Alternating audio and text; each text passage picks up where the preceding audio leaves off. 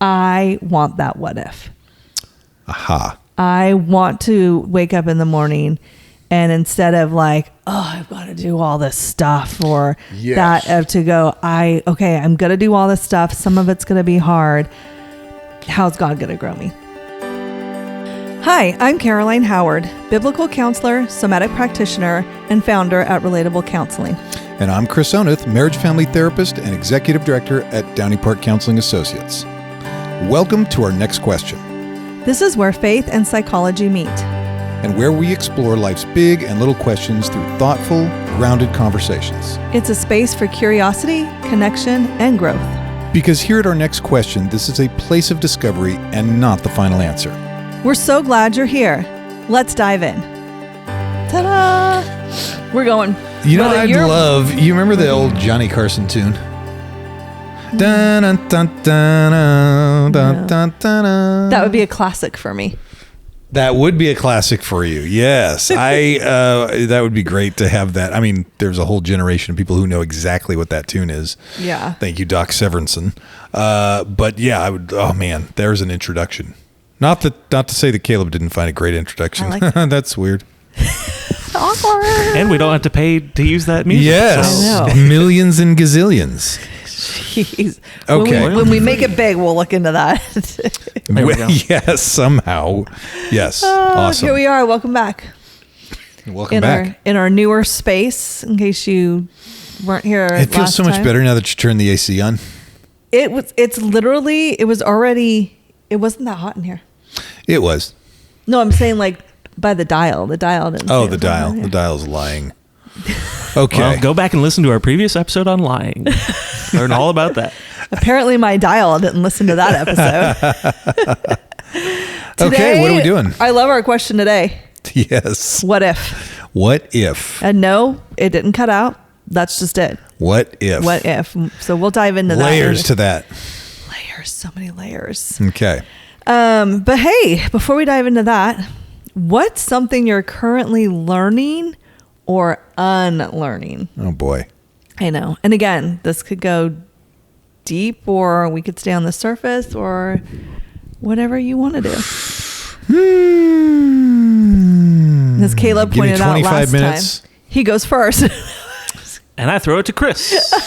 Okay, what am I learning or unlearning? I'm learning how to... Okay, so in latest news, we closed the Turlock office. And for a while, here's the deal. So for a while, my wife kept, for months probably, Mel kept on saying to me, I think we need to close Turlock office. And my thought was, well, she didn't really know the ins and outs of the business and this, that, and the other thing. Listen, ladies and gentlemen, it wasn't profiting.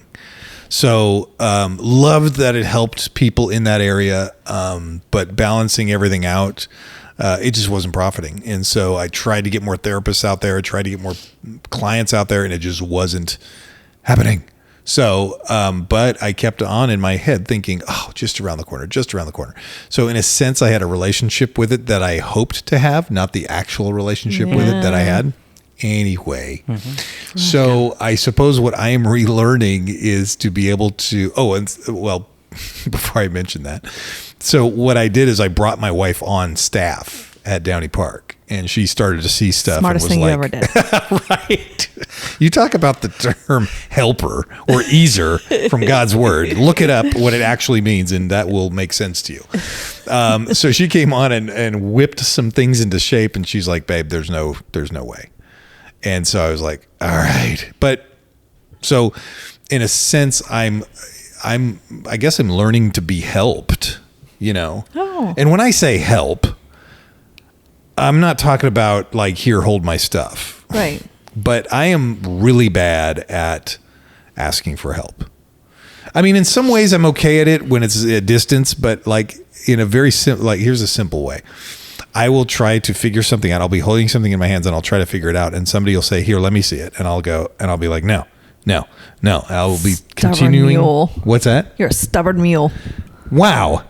No, I'm just like, I think I'm around the corner. It's just around the corner. I'm just about to figure this out. And so I think that's what was happening with Turlock. And it was just like, you know, and I went through a stage where it's like, oh, I didn't want to let it go because, you know, cool eats downtown Turlock, you know? Yeah. You can't beat that. But once I did let it go, and now I'm like, liberation.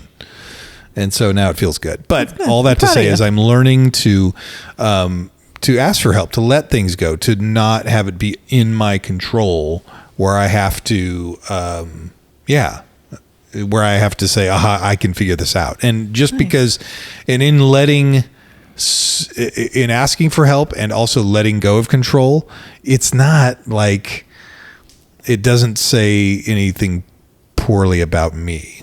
Like, what do I want to say by that? Right. What do I mean by that? I mean, it's not like I'm incompetent or ridiculous or... It's not a reflection of you. It's not a reflection of my character. In fact, it's probably more of a reflection of my character that I wouldn't let go. Yeah. So, there you go. Top that. High five. Oh, thank you. Way the heck over there now. Far away. That was what I just did an air high five. I don't know about that. That's what I have to do. Yeah, where you don't. Okay. The COVID high five. A COVID high five. Yeah. Air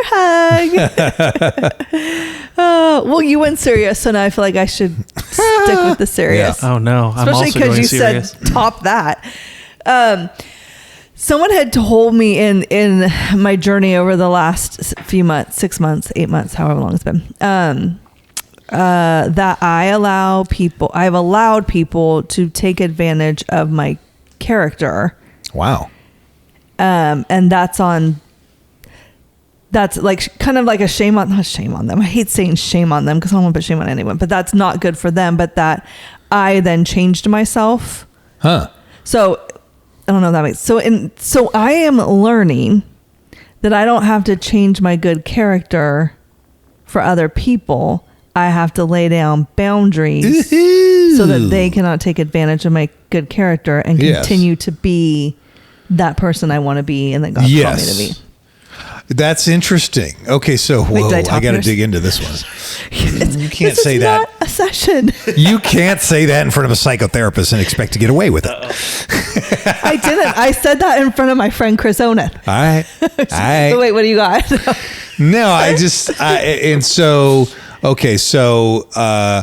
So your character is to help and give of yourself and everything else, and some people take advantage of that, and then what? You grow resentful, or what happens then? Because so I think it would just be the loving and care. Like I love and care for people, and I will completely empty myself out to someone. Whoa! With that. Is that really a virtue though, to empty yourself out completely? No, it's the loving and caring part is the virtue. Like that's my care. That is innate who God has designed me to be. Like it is in my heart to care for people. And that almost sounds like God has made me to be awesome. Yeah, pretty much. And my awesomeness is so much sometimes that it makes me cry. No, but that's not what I'm saying. You're such a it's good thing the camera's rolling. Yes. No, so when someone takes advantage, now you made me lose my train of thought. Well, if they take advantage of you, then you're allowing that to happen, right? In your own poor boundaries. Well, did I say that I wasn't? No, because I said I had no boundary. Like it was that's the right. lack Yes, of boundaries. That's true. Yeah, that's true. Which is on you. Which is on me, and I was taking that. Like I have that's to, what you mean. Right. Okay. So then I would go and change myself. Well, I'm not going to be nice to this person anymore. Okay. Now I understand. Let me keep talking. You keep interrupting me. Sorry. I smelled blood. Everybody gets to see our fight on camera now. Okay, so you would allow that. I would change that character of me. Thinking I shouldn't be this way. Yeah, well, they're not. I shouldn't be giving. Yes, and so I'm not going to do that. And I would feel like crap inside, like because that's not innate who I am. Okay. And I would hate that, and like, I'm becoming this person that I don't want to be. No, that's a good point. Yes, and so in realizing don't change your character for people. Right. Lay down some healthy boundaries. So I suppose in the same way, if you're the guy, because I want to still be nice, right? I want to still. Sure. Let's just use you an example. Would be great right now. I want to continue to be nice to you because that's just and care about you as my friend. Sure. And so I want to learn how to do that. And when you take advantage of that, for me to lay down a boundary and go, hey, Chris, I still want to hang out with you and be nice. Right. when you do this is what it's going to look like now. So that's interesting. So that means, based on some of the gifts God has given you, it is going to then potentially find or attract people who would take advantage of that. Yeah. And so being on, not blaming it on them, right, but being able to say, aha, this is part of because then it's a drawback to your strength. Yeah. And not everybody takes advantage of it. No, not at all. Like, people appreciate that. But I think, like, all in all is just to know, like, if there's a good character or quality about you, and you're finding yourself shifting that in a relationship, good point. Yeah. And not liking who you are, or it doesn't feel right. Yeah. That might be a really good red flag that says maybe I should not have to change my character, but lay down some healthy boundaries. So that is a great point, because I think that happens again and again and again to people. Oh, for sure. And they start this bitterness loop that then corresponds to the people they believe are taking advantage of them, like in your case. But, I when you're talking about this, I think of another example where if I walk down the street and I see some garbage on the street and I'm like, hey, that's not okay. So I pick it up and I throw it in a garbage can.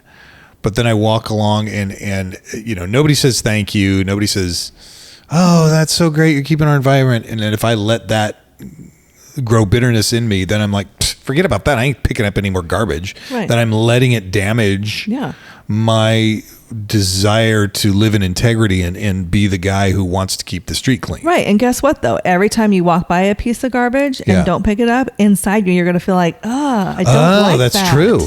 Because that's not who you are. Ooh, that's You're the good. guy that picks up garbage. Yes, I'm the guy that picks up garbage. Yeah. Unless it's sticky and gooey and weird. We don't pick up chewed up gum on the street. That's gross. Well, it may not be done yet.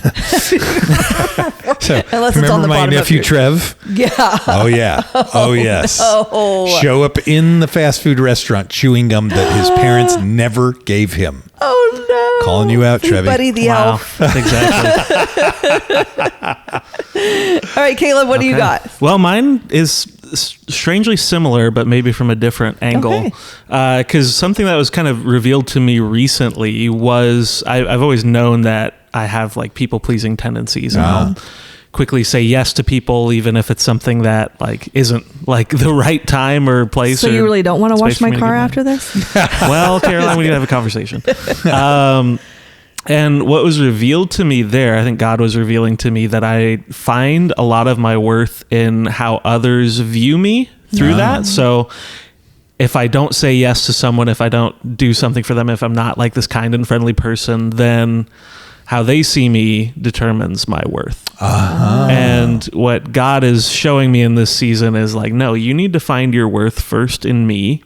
Yeah. Totally. And then from there, you can go out and love others. And your worth isn't dependent on that, what you do for others, because that's going to go back and forth. You may disappoint people. They may not be the right person, whatever it might be. Like, that's not a firm foundation for you to find your worth in, right? Like, isn't that amazing? Because that then gets into the gift that God has given you for both of you.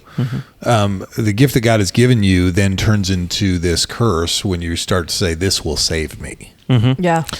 So what he's revealing to me there, and I have people speaking into my life as well, is like, when someone approaches you with something like that, don't just like answer that out of your own desire to please or whatever. Like, take time to process that with the Lord and see, like, God, is this the right thing for me to step into in this season, or should I say no to this? Right. Kind of like you said, setting up a boundary. Yep. Because that's totally okay to do. You're not a bad person if you set up a boundary or say no to something. It's like, it's not the right place for you to be at this time. So just incorporating the conversations with the Lord into that, so that it's not having to be all me and my own feelings and intuition. And awesome. That's so cool. Excellent. That's so cool. Good question. We went so deep. Yeah. I know. That was insane. I love it. Like, that could have been a whole episode just going off on all of that stuff. I'm also learning to juggle. Just kidding. I already know. That would have been the light answer. I was going to say play golf. That was going to be my light answer. Really? Oh, I'm working on my golf game. A little skill there. Anyway, sure. Okay. So what if? So this is the disclaimer of what if. I love doing this. So there's many times in session that I have to challenge people on their what if and if only. Yes. Because what if it often is a fantasy that doesn't exist. And it comes in the context of, here I am in this difficult relationship, or here I don't like my job, and here, my kids are being difficult. What if I never had kids? What if I married a different person? Mm-hmm. What if I, had a better job and where my boss wasn't such a turd or whatever. And these what ifs tend to be fantasies that can actually get us in trouble, because when we live in the fantasy, then the reality becomes much more unbearable. Yeah. Right? Yeah. This is not that kind of what if. It is not. This is the healthy, and there is a healthy side of what if. There is. Because what if is also the person who says, what if I went back to school? Right. And like you heard from Steve or even Caroline, what if I, decided a career change because I want to make a difference and I want to do this, that, that's the healthy side of what if. Yeah. And so that's what we're kind of talking about today. So do you want to know how this all came about? Do I want to know? Yeah, do you want to know? You're asking, I got a story. Arjun, I do want to know. It's story time. Story time with Caroline as I sit on my comfy chair here. No. Well, let me preface this. Let me just start by saying this. Everybody needs to have a friend in their life who, everyone needs a Mel Oneth. What? I got one. Woohoo! Because so she is the kind of a friend that we will have these bad days, I can text her, she's praying, vice versa. Yeah. We'll have a scripture hit us or a song and we immediately send it to each other. And, I listen to it and I'm like, oh yeah, I get that, or I get that. So we have, I don't even know how to describe it. I just wish everybody had a friend like that because it's amazing. Cool. So that's kind of where this what if thing came from. Because the other night, it had been kind of a rough week. I knew the next day was gonna have some hard things. And I was kind of sitting thinking about it. And I got this excitement in the pit of my stomach. Like, you're going to do something really cool, like go to Disneyland the next day. Oh. And with the excitement came God can do something amazing in this hard day tomorrow. Like, he's going to grow me. Uh-huh. But it left as fast as it came. Oh. And I was like, wait, I want that back. I liked how that felt. Okay. Better than the worry I was feeling about the next day. Uh-huh. And I started thinking this. I grabbed my phone and I texted Mel and I was like, here's a thought. What if we woke up each morning and chose anticipation and excitement for the day ahead, for what God was going to do in and through us? What if we saw each hard thing as what it is, an opportunity to grow and become more Christ-like, and we looked at it as the gift that it is?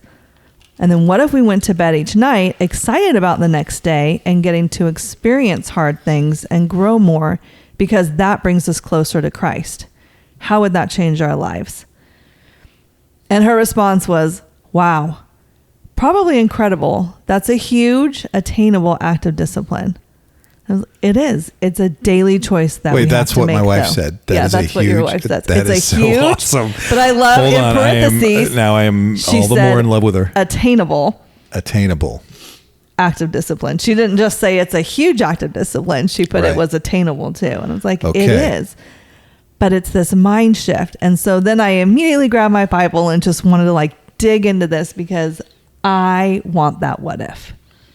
Aha. I want to wake up in the morning and instead of I've got to do all this stuff or to go, I'm going to do all this stuff. Some of it's going to be hard.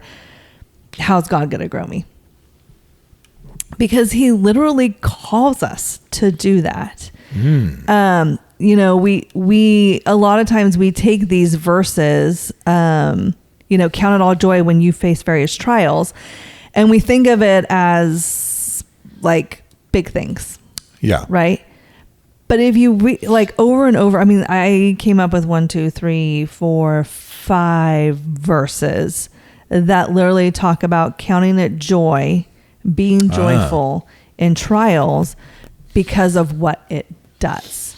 Right. Produces patience, character, hope, perseverance, all the things that we can't attain without going through the trials. Exactly. I mean, it's like we want to build muscle just because we want muscle.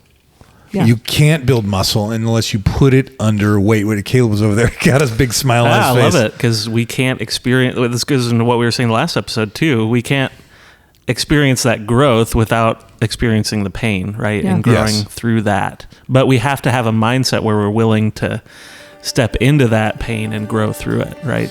Yeah. Hey, ladies and gentlemen, thank you for tuning in to our next question, brought to you by Downey Park Counseling Associates. One central location, Modesto, California. We have therapists for all kinds of needs. Visit the website, downeyparkcounseling.com. Our next question is also brought to you by Relatable Counseling, where faith meets compassion. If you're feeling overwhelmed, stuck, or just in need of support, Relatable Counseling offers biblical counseling and somatic work that meets you right where you are.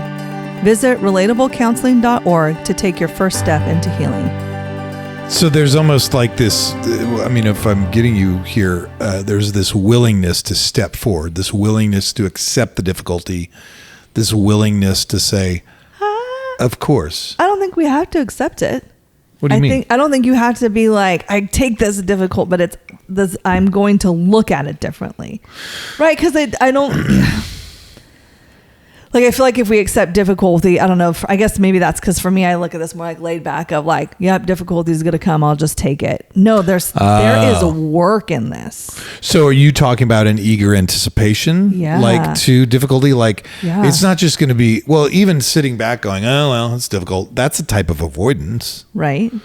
Whereas like bring it on. I think I want to have, for me personally, I want to have more of that. Like I'm talking to God, I'm like, bring it on.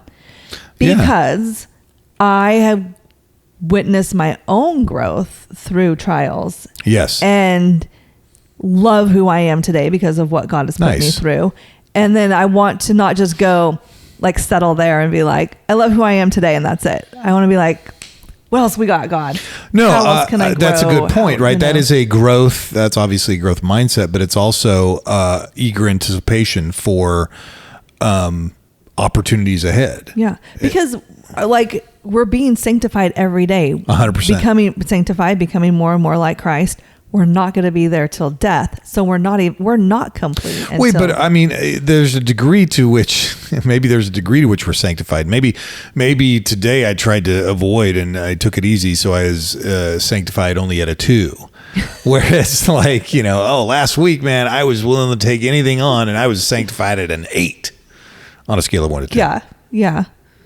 Yeah. So, but how much easier would sanctification be if we accepted it? Yeah, I think you're right. Yeah. Like, this is in the past episodes we've had on adventure and taking risks and all this other stuff. The idea isn't, I hope nothing happens. The idea is, well, when something happens, we'll be able to figure it out. I love what Paul said when he was talking about the thorn in his side. Because he said, well, it's 2 Corinthians 12, 8 through 10. Concerning this thing, the thorn in his side, I pleaded with the Lord 3 times that it might depart. And he said to me, my grace is sufficient for you. My strength is made perfect in weakness. And then Paul says, therefore, most gladly, I will rather boast in my infirmities, that the power of Christ may rest upon me. Therefore, take pleasure in infirmities, in reproaches, in needs, in persecutions, in distresses, for Christ's sake. For when I am weak, then I am strong. And so when you know why you're doing it, why am I getting up in the morning and anticipating and getting excited for trials? There's a couple concepts you're talking about here. Yeah. One is, of course, cognitive reframing. That's the clinical sanitized version of it. We'll take it. Okay. It's been in God's word forever. Yeah. Right? Yeah. It's not denial. It's renewing of the mind. Romans 12:2. Right? Do not be conformed to the ways of this world, but be transformed by the renewing of your mind. It's also, Romans 3:5, we rejoice in our sufferings, knowing that suffering produces endurance or perseverance, right? James 1:2-4, consider it pure joy, my brethren, when you are exposed to many trials. So then this gets into the concept of, are you sitting down? Everybody ready? Post-traumatic growth. Yeah. Do we have like the same notes? Because I have both of those on my notes. Well, there you have it. I did send them to you. No, it's not. It was the ones I had before you sent me your notes. Nice. It's the Holy Spirit. Clearly. Post-traumatic growth. Yes. So discuss post-traumatic growth, because a lot of people might not know what that is. It's a big one. It is. So part of trauma, part of a certain percentage of trauma is the event. Yes. The other part of trauma is how we continually process the event. The effect the event has had on us. Exactly. Yep. And so what we run the risk of doing is continuing to traumatize ourselves in reference to that event. Post-traumatic growth indicates potentially a reframing of the event or how we are to kind of get through it. And therefore we build a resilience and therefore the growth, but that sort of growth may not come around unless we've been exposed to a difficult situation. Now, Hear me out. There are many different traumatic events out there, and each way to process that and work through it. It's different. But in our culture now, what we do is run the risk of calling things traumatic that may not be traumatic because we haven't built the resilience or reframed it in a healthy way. Right. Right. I hope that makes sense. Yeah. Well, I'm going back to the neuroplasticity of our brains and our brain's ability to rewire when we repeatedly choose to, I don't want to say do the right thing, anticipate gratitude, growth. When we keep working towards that growth, it rewires our brain away. That's part of the post-traumatic growth. Yeah. So in other words, if I was, if I as a child was put in a game situation, this is lowercase t, right? Lowercase trauma. It could put in a game situation and I was the deciding factor in winning the game and I flubbed it or something. And now I'm like, oh my gosh. Now, if every time I get out there, even into adulthood, that I get out there and I'm like, I'm going to screw up, I'm going to screw up, I'm going to screw up, and I fulfill that prophecy and screw up, then I've reinforced the trauma. And then I stay in that place. Whereas if I start getting out there and saying, you know what, I'm going to see what happens. I'm going to, whatever comes my way, I'm going to do the best I can. And in so doing, then I start to potentially experience some success. Not every day will I experience success, but I'll also start to notice the more successes I have. And that then heals that trauma of, I was exposed to, as a kid or whatever. Yeah. That's a simplified version, folks. Yeah. So yes. So these adverse experiences really become the catalyst for growth and not just trauma. Yeah, exactly. And we need them what have we looked at them as like, we need them. Yeah. You don't have to want them. It's okay. I mean, I'm not going to go there and be like, we should want it, but I need trials. I need road, bumps in the road. Because I want to become more like Christ. Right. That's the want. Yeah. It's so interesting with that passage you mentioned from Paul, that he's like, Lord, take this away from me. Right. And God's like, nope. Like, no, because it's going to keep pointing you to your need for me. Right. Which is like, whoa. And then at that point, because he wanted that, he took on I don't want to say he took on, maybe he accepted it more. Yeah, he had more of an understanding, I think, of why God was allowing that to happen for his own growth. And so what if you do that with every not just the big things too, right? The little things. I don't know, the example it comes into my head. Your kid's screaming in the backseat of the car, you have to go to Target and there's no close-up parking spots and you're about to like blow a head gasket. What if you stop in the car, the head gasket in the car, yes. or the no, in your own head. Oh, okay. What if you stopped for a second and was just like, this is an opportunity for growth? Okay. Right. We take a breath. This again goes into the cognitive reframing. Yes. Goes into like rewiring our brain. instead of blowing the head gasket like I normally do, I'm going to pause. I'm going to breathe. I'm going to like, okay, God, how can I grow here?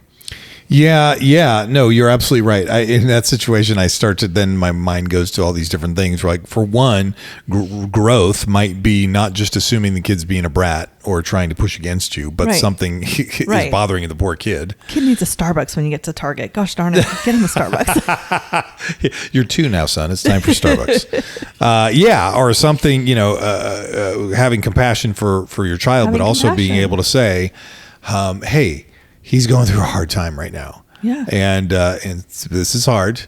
Yes, it's hard. But you know what?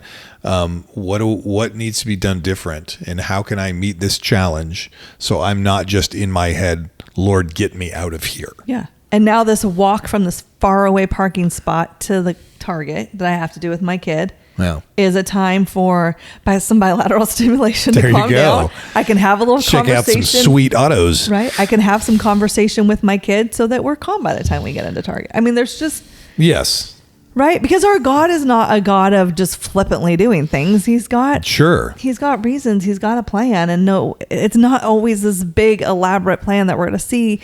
Growth happens in these small moments too. Sometimes that's the bigger growth. Well, and keep in mind, God's word demonstrates there is no growth without hardship. Yeah. Every prophet went through the major ass whooping, right? And so people are shaped and built and strengthened in hardship, not in ease.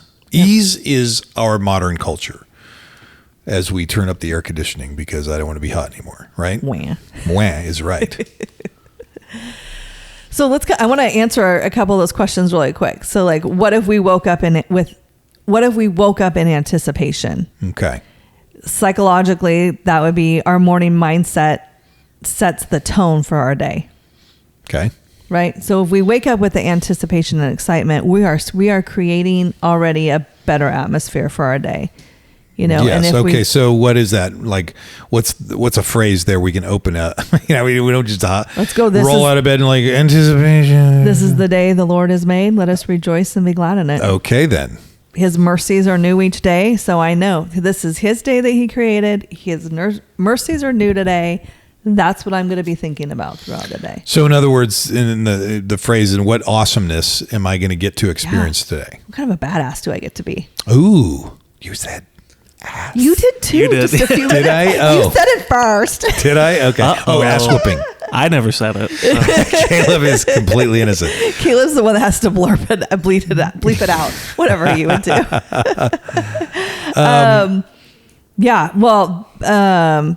The what if we saw hard things as gifts goes back to the post-traumatic growth, how they can lead to stronger, deeper faith. Again, remembering that Christ's grace is sufficient for us. This could even spill over into, let's say you get up and you're going to work and you're like, if you have the mindset of, I have to go to work and I have to be there by this amount of time. And I remember years ago, and this must have been from the Holy Spirit because it wasn't from Chris Owen, I can tell you that right away. But I remember there was a shift in my head. And even though I wasn't working the job that I ultimately wanted, I was working at Gallo, right? And I wanted to be able to have the mindset of I don't have to go to work. I get to go to work. Yeah. Yeah. So I get to earn a wage for my family. I get to be at this job where I use this skill or this this capacity, right? And so maybe that would be an example of not just oh gosh, here we go again. Yeah. Yeah. Right. Because when you wake again, that does set your tone for the day, and it's going to set the tone for your whole household. Yeah. And then your work environment. And so I hate the phrase fake it till you make it, but this might be one of those times where it's like, say that remember, I don't want to say that thing. Remember who God is and remember who you are in him. And I know for me, if I can remember that on the daily, that changes my day. It changes my atmosphere and it changes me. Totally. Okay. So let's say in the beginning of the day, the question is, okay, what challenge what challenge is the Lord going to bring in my path that I can rely on him to get through, that I can also grow and learn from. What do you say at the end of the day? Thank you for the challenges. I can't wait to see what tomorrow brings. Yeah, you totally. And even where did I see you today, God? Yeah. Mm-hmm. Right. Taking a minute to like notice that, being grateful for it, acknowledging it. Again, acknowledging his presence in your life, acknowledging the growth that you've seen in yourself, acknowledging where you messed up and giving yourself grace. So I love those. I love, where did I grow today? Yeah. Right.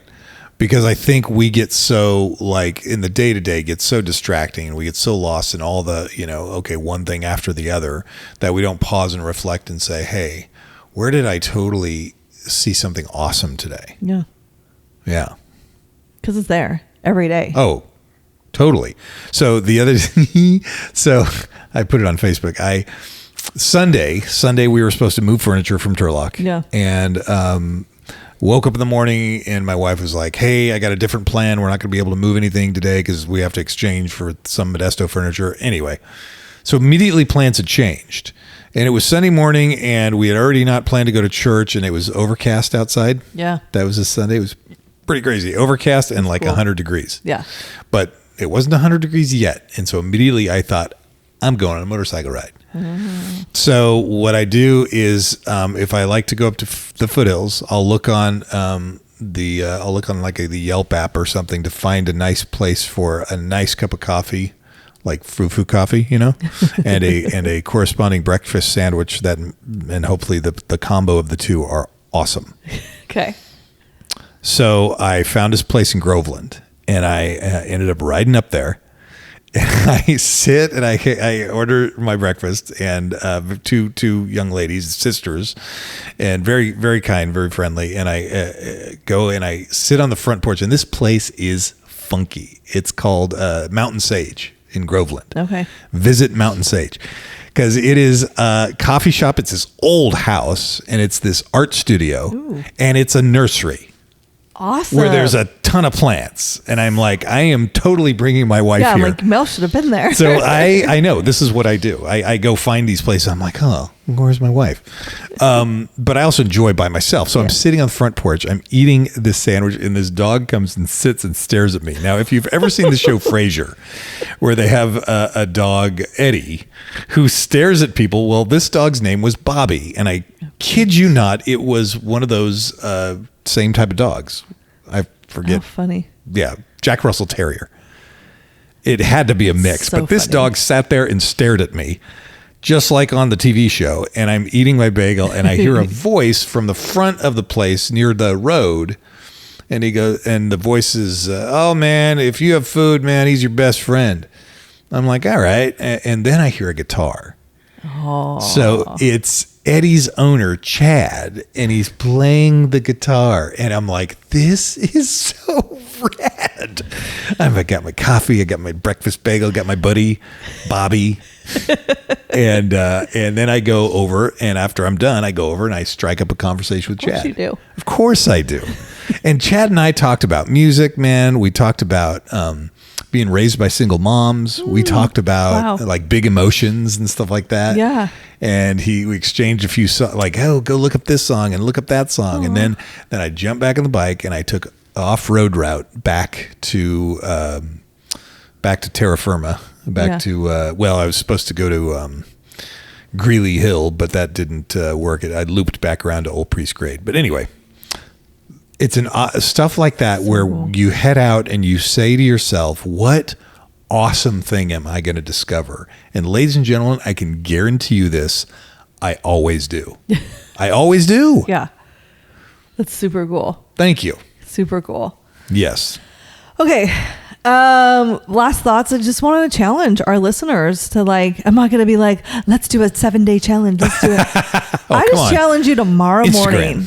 Tomorrow morning, wake up, write it on your phone or something. Write yourself a note. Put a sticky thing on your bathroom mirror that just says anticipation and excitement. And just try it one day and see what it changes. Because you'll kind of get hooked, because I've kind of gotten hooked now of like waking up with that anticipation and excitement. I love it. Well, what's the opposite? What's the alternative? Is avoidance.